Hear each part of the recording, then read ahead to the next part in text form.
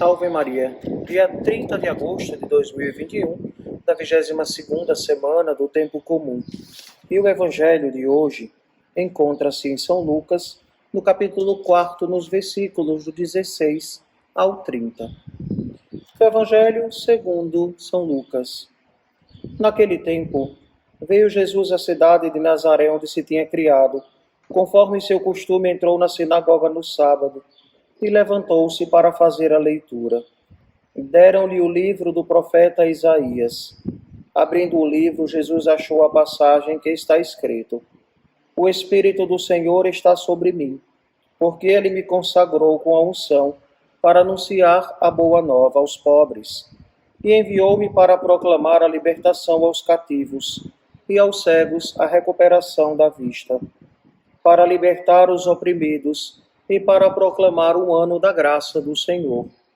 Depois fechou o livro, entregou-o ao ajudante e sentou-se. Todos os que estavam na sinagoga tinham os olhos fixos nele. Então começou a dizer-lhes: Hoje se cumpriu esta passagem da Escritura que acabastes de ouvir. Todos davam testemunho a seu respeito, admirados com as palavras cheias de encanto que saíam da sua boca, e diziam: Não é este o filho de José? Jesus, porém, disse: Sem dúvida vós repetireis o provérbio: Médico, cura-te a ti mesmo. Faze também aqui em tua terra tudo o que ouvimos dizer que fizeste em Cafarnaum. E acrescentou: Em verdade eu vos digo que nenhum profeta é bem recebido em sua pátria. De fato, eu vos digo, no tempo do profeta Elias, quando não choveu durante 3 anos e 6 meses, e houve grande fome em toda a região, havia muitas viúvas em Israel. No entanto, a nenhuma delas foi enviado Elias, senão a uma viúva que vivia em Sarepta, na Sidônia. E no tempo do profeta Eliseu, haviam muitos leprosos em Israel. Contudo, nenhum deles foi curado, mas sim Naamã, o sírio. Quando ouviram essas palavras de Jesus, todos na sinagoga ficaram furiosos. Levantaram-se e o expulsaram da cidade. Levaram-no até o alto do monte, sobre o qual a cidade estava construída, com a intenção de lançá-lo no precipício. Jesus, porém, passando pelo meio deles, continuou o seu caminho. Palavra da salvação, glória a vós, Senhor. Caríssimos, ouvimos no Evangelho de São Lucas, algumas tantas realidades que nos chamam verdadeiramente a atenção. A primeira coisa, que ouvimos nesta perícope é Jesus que vai à sinagoga e lá lê o livro do profeta Isaías.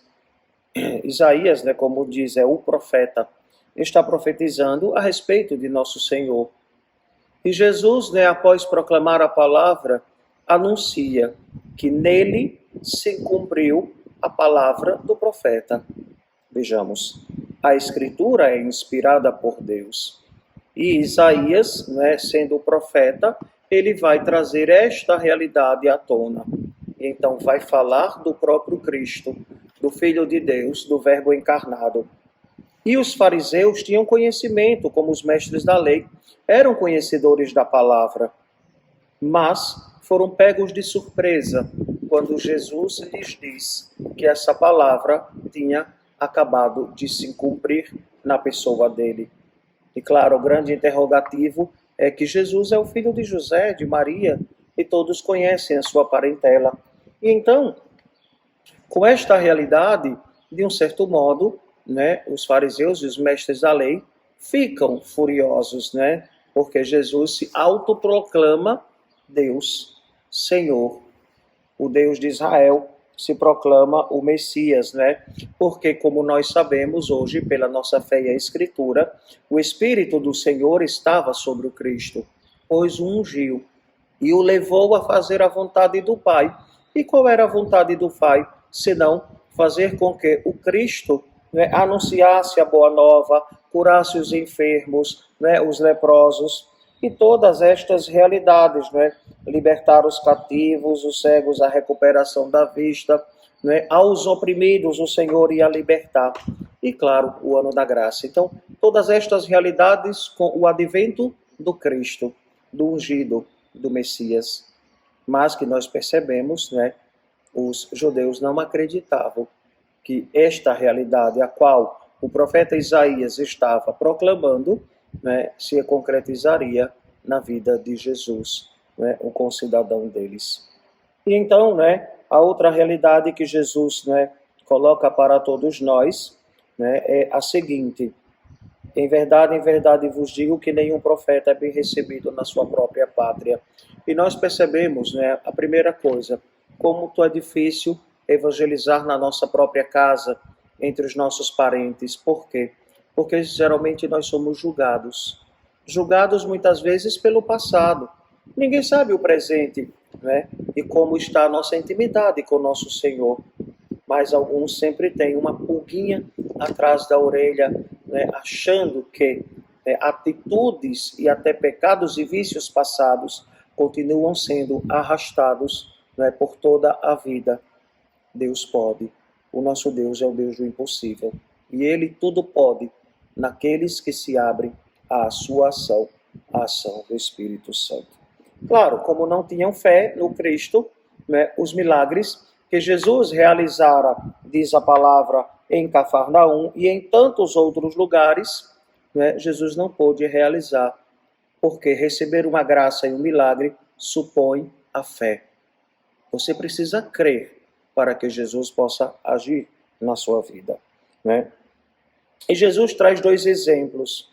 O tempo que o povo passou fome, né, e nós percebemos, né, uma grande fome em toda a região em Israel, e Elias foi enviado a quem? A uma viúva de Sarepta na Sidônia, ou seja, fora do povo de Israel, e não a Israel.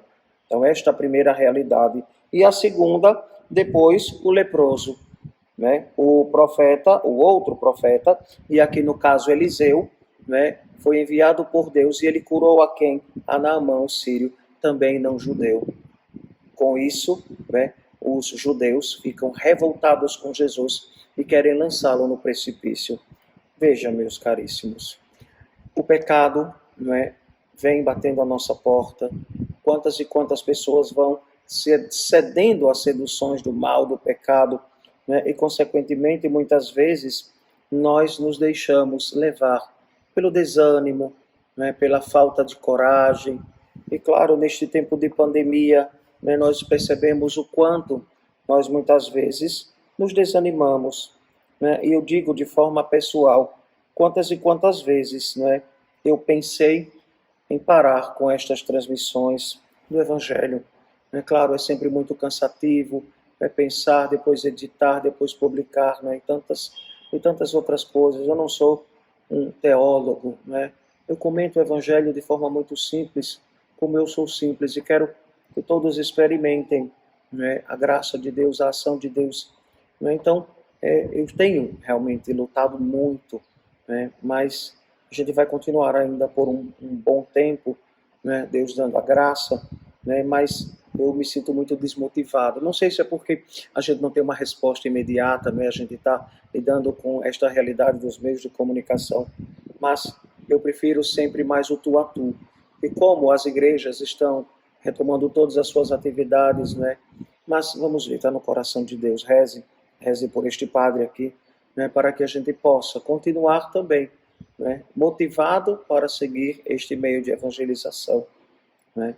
Que custa, né? Que a gente precisa preparar um pouco, pensar, rezar um pouquinho, mas com certeza tem alcançado algumas pessoas. Né? Claro, o nosso objetivo não é ter fama nem nada, mas levar as pessoas a experimentar Jesus deste modo simples, como eu sou.